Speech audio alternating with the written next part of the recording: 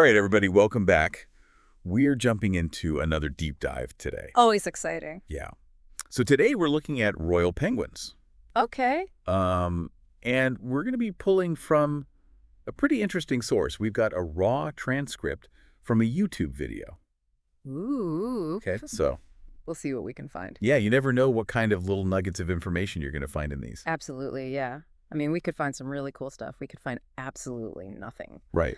But either way, it'll be a journey. Exactly. It's an adventure. So let's get started with, I guess, one of the most basic questions. Where do royal penguins actually live? Well, they're primarily found on these islands, Okay. kind of between Australia and Antarctica. All right, so pretty remote. Very remote, yeah. Got it. So are they like strictly land-based penguins then? You know, they're very interesting because they breed on land, Okay. but they spend a considerable amount of time in the water. Right. So I guess you could say they're pretty adaptable. Yeah, that makes sense. So they need both environments to thrive. Okay, and speaking of breeding, when is their breeding season?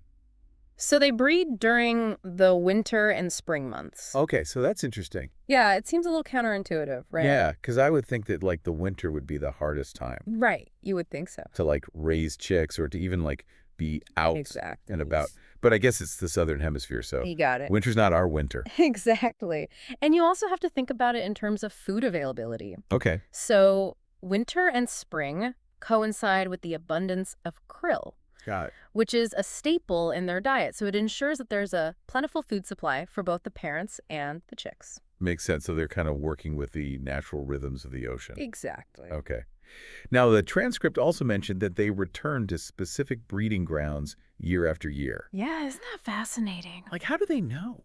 It really is. It speaks to their navigational abilities. Yeah. Like, how do they manage to navigate these vast distances? Yeah. I mean, it's not like they've got a GPS Oh, or, right. a map or anything. Exactly. So scientists believe they use a combination of celestial cues, Okay. ocean currents, and even the Earth's magnetic field. Wow. So they're like super in tune with their surroundings. Absolutely. That's incredible. Okay, so we've got these penguins. They're braiding the Southern Ocean. Yeah. But like, what do they actually look like? So they have that classic black and white penguin look. Okay. They're often compared to macaroni penguins. Oh, okay. But there's some key differences. Okay. Royal penguins have these striking white head feathers, Okay. whereas macaroni penguins have black ones. Yeah, so that's how you tell them apart. That's one way. Yeah. And let's not forget that royal penguins have this really vibrant yellow-red stripe that runs across their head. Oh, wow. So like a crown. Like a crown. Yeah, That's cool. They're both pretty stylish, though. they are. I've always kind of thought macaroni penguins were a little more flamboyant, though. I don't know. I think that's fair. I think the larger crest on the macaroni kind of gives it a bit more of a dramatic look. Right. Yeah, definitely. Yeah. So you mentioned earlier krill as being a main part of their diet. What else are these penguins like munching on down in the Southern Ocean? They're mainly going for small fish, Okay. krill and squid. Got it.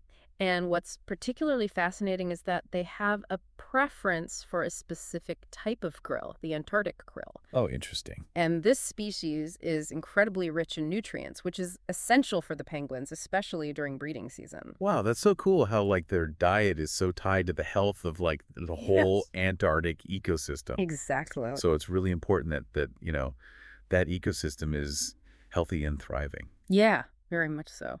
Something else that I thought was really interesting that was in the transcript was that it mentioned that 17th century sailors had encounters with royal penguins. Yeah, that was really interesting. So people have known about these penguins for centuries. That's right. It makes you wonder what role they might have played in the early exploration and understanding of the Southern Hemisphere. Yeah. Like, imagine those sailors coming across these penguins for the first time. I know. I wonder what they thought. It must have been quite a sight. It must have been. Mm. It makes you wonder, too, if royal penguins maybe had some influence on early maps Yeah. or navigational charts of the region. It's certainly possible. Yeah. It reminds us that there's still so much that we can learn from these historical accounts and how they kind of intersect with the natural world. Yeah, absolutely.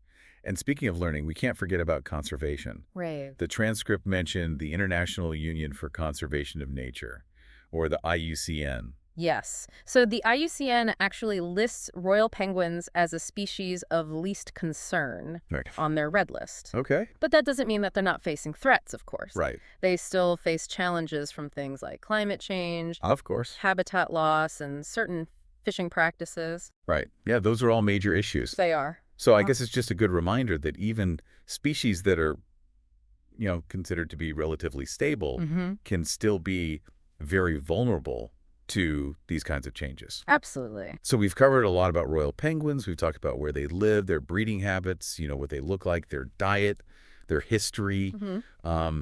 Is there anything that's standing out to you as being like particularly intriguing about them? I think what really resonates with me is that little detail about the 17th century sailors. Yeah. I think it just highlights how interconnected human history is with the natural world. Yeah. And it just makes me want to keep digging and see what else we can find out about that connection. Yeah. I mean, that's what we're all about here. Exactly. Was learning more about the natural world and how we fit into it. And how it fits into our history. Yeah, absolutely.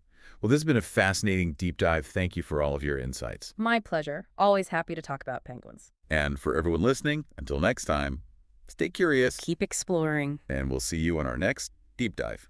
Bye. Bye.